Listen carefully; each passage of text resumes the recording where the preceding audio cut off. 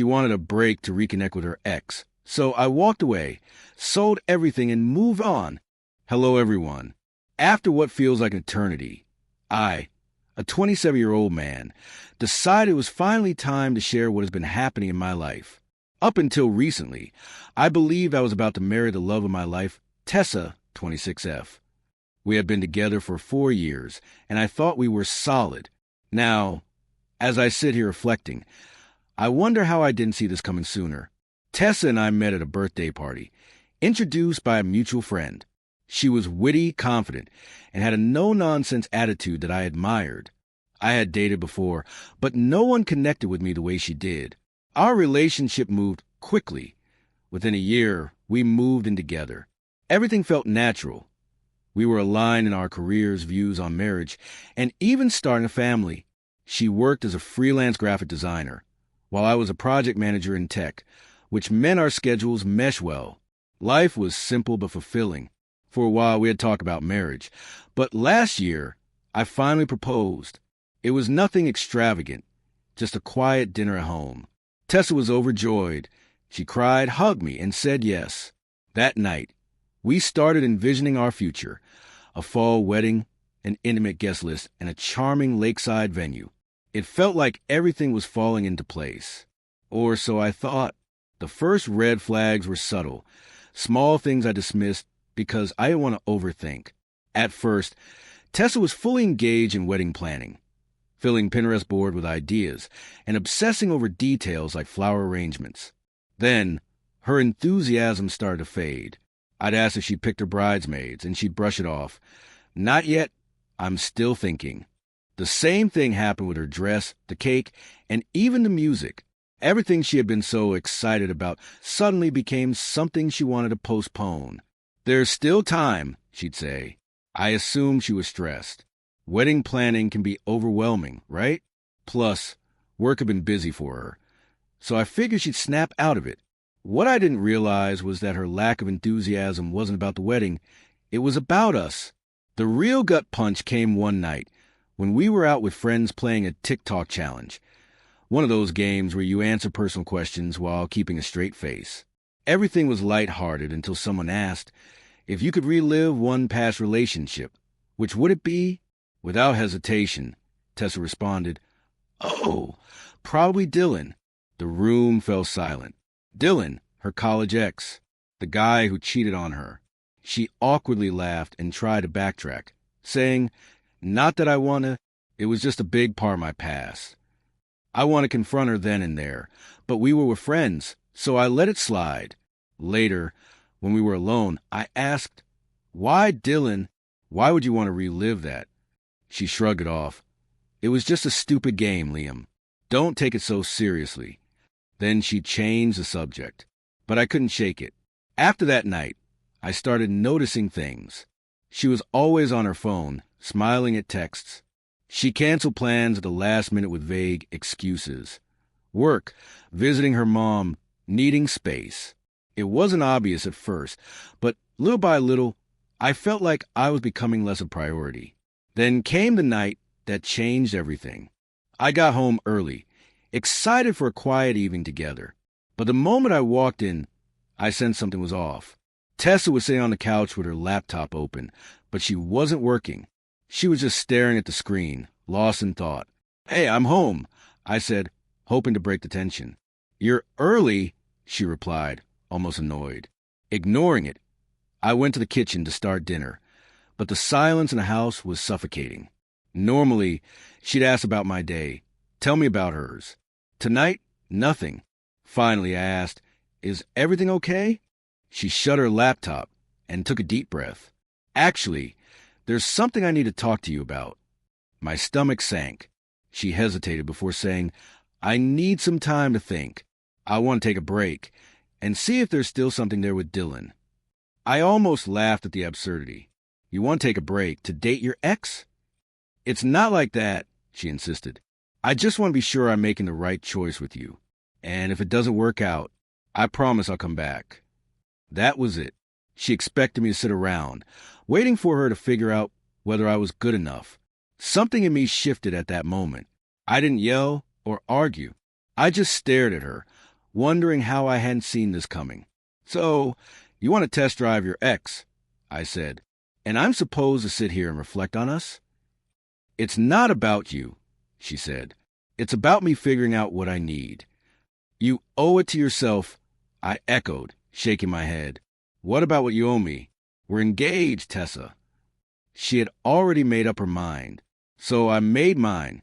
"All right," I said, "take your break." She seemed surprised by how easily I agreed. "I'll stay at my mom's for a while.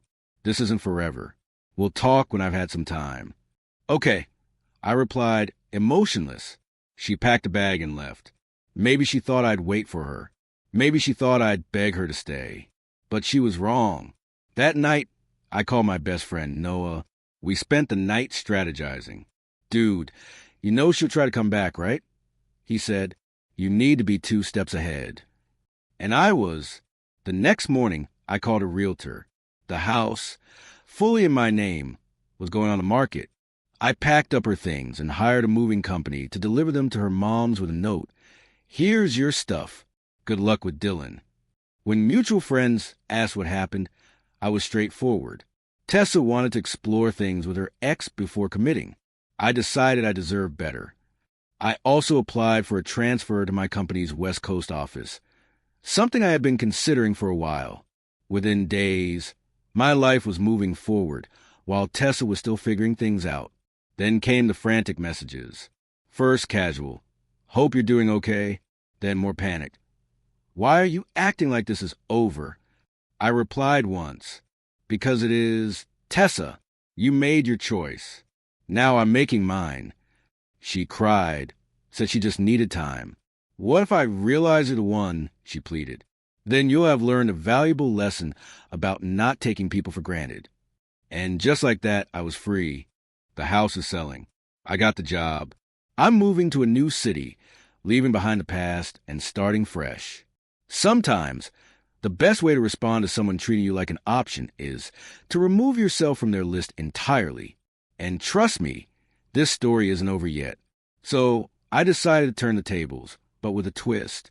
I crafted a single, factual post updating everyone on my life. Excited to announce that I've accepted a position in San Francisco. Sometimes, when one door closes, a better one opens. Looking forward to this new chapter. The comments and messages flooded in.